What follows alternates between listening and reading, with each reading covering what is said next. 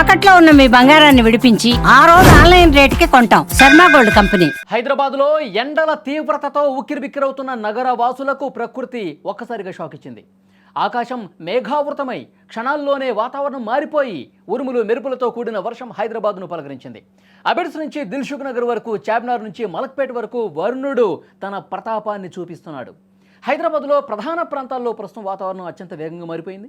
మధ్యాహ్నం వరకు భానుడి భగభగలతో అల్లాడిపోయినటువంటి జనం ఒక్కసారిగా కురుస్తున్న వర్షంతో పూర్తిగా కాస్త ఉపశమనం కలిగింది. ఊపిరి పీల్చుకున్నారు. ఎండల వేడి నుంచి కొద్దిగా ఉపశమనం దొరికేసరికి ఈ అకాల వర్షం నగరవాసులకు ఉపశమనం కలిగించినప్పటికీ వాహనదారులకు మాత్రం చుక్కలు చూపిస్తోంది. పాత బస్తీలోని చార్మినార్, అబిడ్స్, నాంపల్లి ఇలాంటి రద్దీ ప్రాంతాల్లో వర్షం కారణంగా ట్రాఫిక్ జామ్ ఎక్కువగా అయింది. రోడ్లన్నీ జలమయం కావడంతో ద్విచక్ర వాహనాలు తీవ్రంగా ఇబ్బంది పడుతున్నారు. మరి కాసేపట్లో కార్యాలయాల నుంచి ఇంటికి వెళ్లే సమయం కావడంతో ఈ వర్షం మరింత ట్రాఫిక్ ఇబ్బందులకు దారితీసే అవకాశం ఉంది. ఇక వాతావరణ శాఖ అంచనాల ప్రకారం రాబోయే 20 నుంచి 30 నిమిషాల పాటు ఇదే స్థాయిలో వర్షం కొనసాగే అవకాశం ఉంది. సైదాబాద్, మలక్పేట్, దిల్సుఖ్ నగర్ పరిసర ప్రాంతాల్లో గాలి వేగం కూడా పెరిగింది.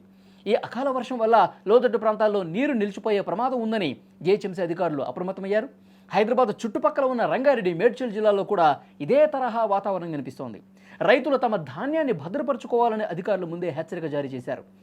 ఐటీ కారిడార్లో కూడా చిరుజల్లులు పడుతుండటంతో సాఫ్ట్వేర్ ఉద్యోగులు అప్రమత్తంగా ఉండాలని సూచిస్తున్నారు.